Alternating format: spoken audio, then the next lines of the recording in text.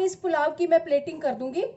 इस मूंग बड़ी पुलाव को ऐसे भी खा सकते हैं और दही, रायता, अचार, चटनी किसी भी चीज के साथ सर्व कर सकते हैं। मूंग बड़ी पुलाव देखने में तो सुंदर है ही, खाने में भी बहुत ज्यादा टेस्टी है ये। नमस्ते, मैं सुमलता दीक्षित। आज मैं अपनी किचन में मूंग बड़ी पुलाव की रेसिपी शेयर करूंगी। चलिए देखते हैं इसको कैसे बनाना है। 1 कप मैंने ये मूंग दाल की बड़ी ली है, मूंगोड़ी। आधा कप फ्रोजन मटर, 1 छोटा चम्मच गार्लिक है ग्रेट किया हुआ, 1 बड़ा प्याज स्लाइस में कटा हुआ, 1 हरी मिर्च बीच में से कटी हुई, 2 टमाटर जिनको छोटे टुकड़ों में काट लिए।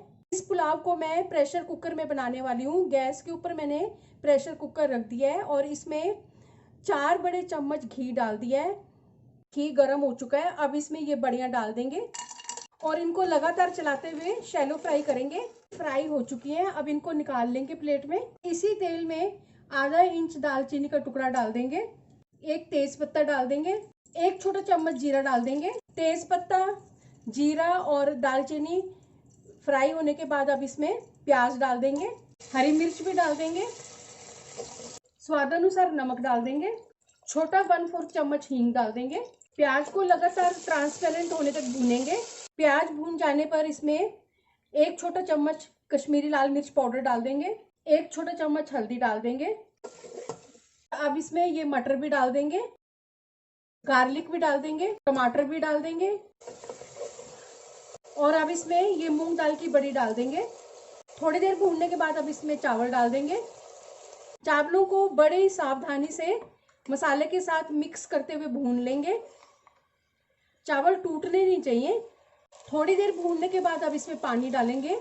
मैंने 2 कप चावल लिए थे तो 4 कप पानी डाल रही हूँ। जिस भी बर्तन से चावल लिए हैं उसी बर्तन से डबल पानी लेना है। अच्छी तरह से सब चीजों को मिक्स करेंगे। 1 उबाला आने देंगे। 1 उबाला आ चुका है। अब इनको फिर दोबारा से अच्छी तरह से मिक्स करेंगे। कुकर का ढक्कन लगा देंगे, इनको पकने देंगे। मेरे चैनल पर पहली बार आए तो इसे सब्सक्राइब कर देना, बेल को प्रेस कर देना, जिससे आपको मेरे आने वाली वीडियो की नोटिफिकेशन मिलेगी।